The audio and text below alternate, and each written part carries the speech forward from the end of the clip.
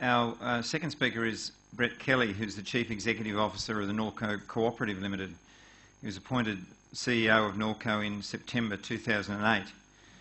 Brett has over 25 years' experience in business management, holding several CEO and senior management roles prior to Norco in industries such as pharmaceuticals, international brand retailing, FMCGs and wholesale. Has a strong focus on business development and achieving both strategic and commercial outcomes for the Norco organisation. He's built a strong and loyal and capable management team, and that has been integral to the ongoing success of Norco over the past 7 years, including their forays into the Chinese market. So please welcome Brett Kelly.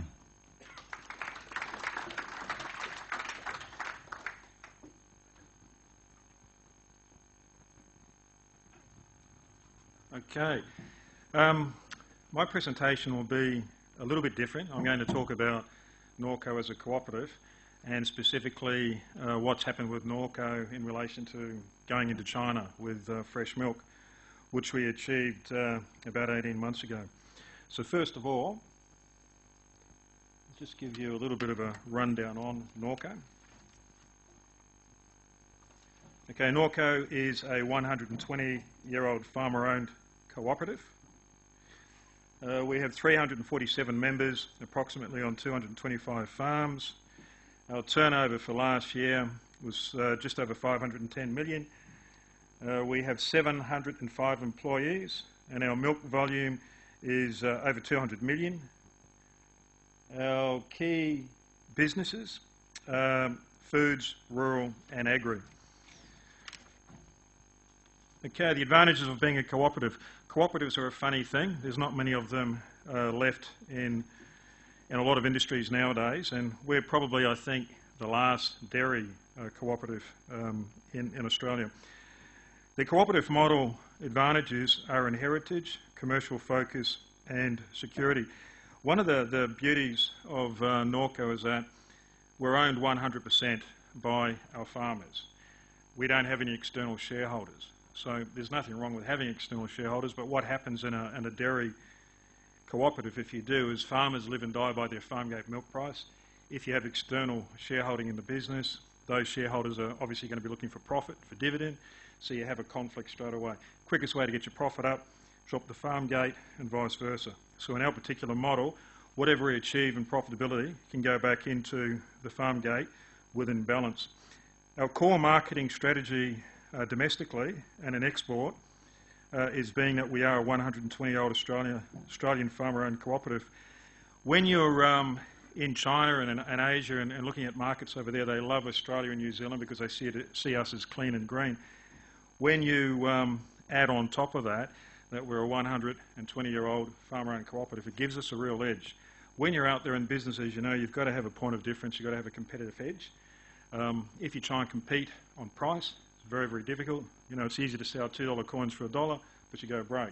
What we've done is concentrate on the heritage that we're a farmer-owned cooperative, and we've found that has created really good results for us, in particular with our export. Our customers and staff relate to the end game, returning the best value for our farmers. There's 4 key points of management, I think, that we concentrate on. People, obviously, like-mindedness attracts like-mindedness, so we try and have the right people in the right roles. Our cost, we're really aggressive on cost, even when we're making a profit, keeping that down. Focus is purely to say, who is your customer? Where do you fit in the marketplace? And focus only on that, don't get distracted. And the 4th one is strategy. What is the strategy? So when you're talking to businesses, and again, particularly when you're going to export, what's your point of difference? What's your competitive edge? What's your strategy? You need to know the answers to those questions. And what the future holds for us and what we would like to see. Okay, I'll just do a very quick overview of the operation. So Norco Foods consists of 3 businesses, being milk supply. Milk supply looks after the farm base. Norco Milk is where we sell our milk into probably 3 channels: supermarket channel, the route business, and also our export business. And we also have our ice cream business unit. We have 3 factories, one at Labrador, one at Raleigh, and we have one in Lismore, which is ice cream. Norco Rural, we have about 30 outlets throughout Queensland and northern New South Wales. They basically supply our customers. We have two customers, internal and external. Internal is our members and our shareholders. Externals are all those that are not that. Agribusiness is manufactured stock feeds, bagged and bulked. Again, that services our members as well as external customers. These are the locations again: Labrador, Queensland, Lismore in New South Wales, and Raleigh in New South Wales as well. So we really are in a bit of a niche position. Okay, export. Sorry if I'm going a bit fast here, but I know that we're probably running a little bit late. Export. I could talk to you about this for 3 hours. We made a decision a few years ago to not have all our eggs in one basket. We're predominantly a domestic business in Australia. And we looked at Asia, we looked at China. We're a small player, we're not a multinational, we don't have a large parent company. Any capital we raise has to come from debt. That has to be determined by profit. So we have to be in a position where we have a niche market, I suppose. So we made a decision to go in and work on delivering actual fresh milk into China. In China, predominantly it's UHT or ESL, extended shelf life, and they get marketed as fresh milk in China. We're actually delivering real fresh milk into China, and it retails over there, Australian, at about $8 or $9 a litre. We don't get that price. We get a good price though, but obviously that's a big difference to what we sell from Australia. The marketplace we've been aiming at is the middle class, well educated, financially well off, and they're very focused obviously on health for their children and their family in particular. We started about 18 months ago. The bottom line is we haven't made a profit yet out of going into China directly from the supply of fresh milk. However, the volume is building. This year we'll probably break even. Next year we'll go into profit. Our strategy was to get fresh milk in, have something that's a point of difference so we're not competing with all the other majors. Use that as leverage for ice cream and other products. So we're now getting quite a demand for ice cream into China and into Asia. Probably the biggest thing I can tell you of what this whole exercise has done for us is the brand profile lift and building of Norco. It really put us on the map like we had no idea. When we went into China, we went in with another company in partnership, PGS, Polaris Global Resourcing, and the problem back then was to do all the testing for CIQ was about 6 or 7 days in Australia, another 6 or 7 days in China. So the time you got the milk over there with your lifetime on it, you didn't have much time to sell it. What came out of all of that work is what's called parallel testing. So we can send the milk over, we can test it simultaneously in Australia and in China, and that means from the farm through to the supermarket shelf it's about 7 to 8 days that we get that milk there now. We did a media release stating that we were basically the first to get fresh milk in from Australia. From that media release it just went ballistic right across Australia and also around the world. I spent months just doing interviews with everyone everywhere, right through to the Wall Street Journal, to the TV media in Beijing. And I would say that, look, you couldn't put a number against the profile lift we've had. It would be worth millions of dollars.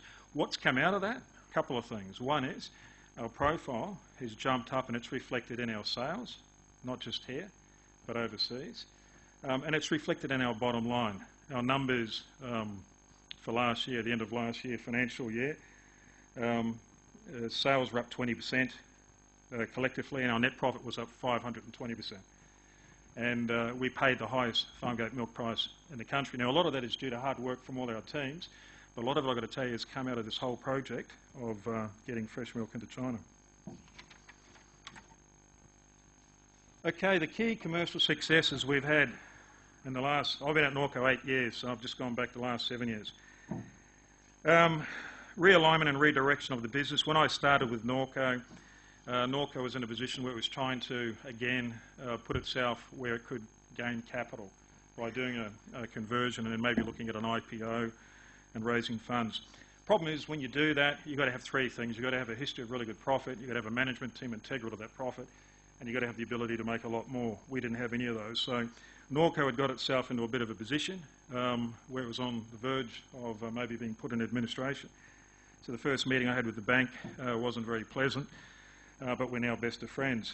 So from there we restructured, probably did more change in 6 months than what the co-op had seen in 60 years.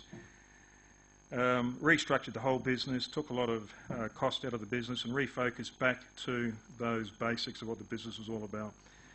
We got rid of a huge warehouse we had in Darra. Some ways, I suppose, things are done in businesses that people go out, spend shareholders' money, set up infrastructure and tell the shareholders or the business will just come. If the business doesn't come or it takes too long to come, you basically bleed to death. And that's sort of where we were at. I believe you've got to stretch a little bit, get the profit, and then build the infrastructure behind it. So we got out of the Darra wholesale division. That was losing us over $1 million a year. We had sold, before my time, our licence rights to Norco for marketing and distribution to Fonterra for $63 million. That was sold in order, the board's thinking back then was that it would make sense to have our licence controlled by a very successful large international company.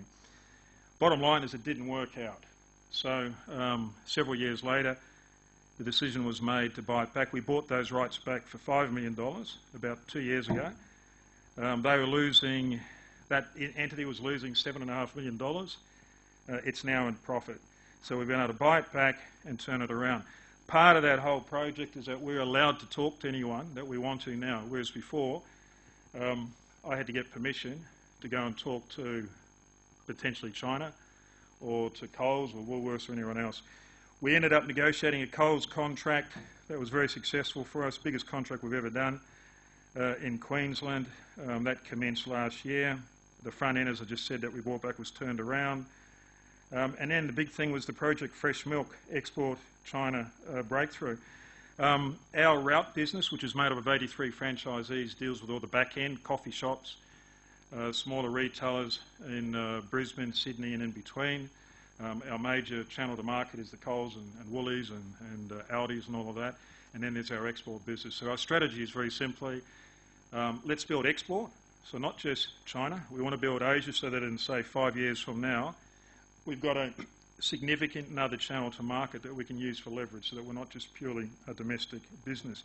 And as I mentioned earlier, probably the biggest thing that I'm quite proud of now is that the only way you can increase your farm gate milk price is through one thing and one thing only, profit. It's all about profit, nothing else. Everything else comes out of that. It's as simple as that.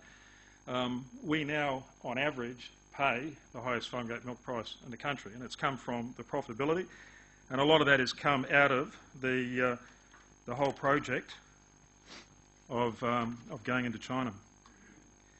So last slide, strategy. Current strategy for Norco is to improve our profit and market share and continue to improve our farm gate milk price for our members. Mid-term is ongoing strategic capital reinvestment, developing other channels to market and export. I believe our ice cream business will overtake any potential of fresh milk into China and Asia within the next 18 months, 2 years. We want to grow a rural retail footprint. Our long-term is the sustainability of the cooperative. It's been around 120 years. It's quite rare, it's quite unique. When you usually look at cooperatives in history, they all go broke. Why do they all go broke? Because they all pay themselves too much. So you've got to have a really good discipline, again, profitability, and strike that balance. To finish off, the key thing with China that I've learnt, being heavily involved in this, I'm actually going to Indonesia in a couple of weeks with the next delegation because we want to obviously open the doors up there as well. China has a lot of potential, a lot of opportunity. It's a good news story. So if you're doing a project of developing and selling your products, tell people about it. It's something that people want to hear about. The consumer wants to hear about it. The media actually like it too because it's a good news story. It is a future huge opportunity for us into Asia. The biggest thing is dealing with relationships, bureaucracy, red tape, politics. I always find the commercial objectives are not hard to do. It's the flip side to that, which is the psychology of communication, politics, dealing with people. So, you know, you can deal with CIQ in so many different places in China, and they're all different. And depending on who has relationships with who and what, that sort of determines where you go and how you get there. So you've got to have patience. It's a long-term objective. It's worthwhile. I do believe it's a future for us in Australia to develop that whole Asian market, but it doesn't happen overnight. So you need to make sure that, you know, don't think you're going to go in there and you're going to get 0.001% of a population and it'll go like that. It doesn't work that way, and I've yet to see anybody who has gone in and done that. And that's it for me. Thank you.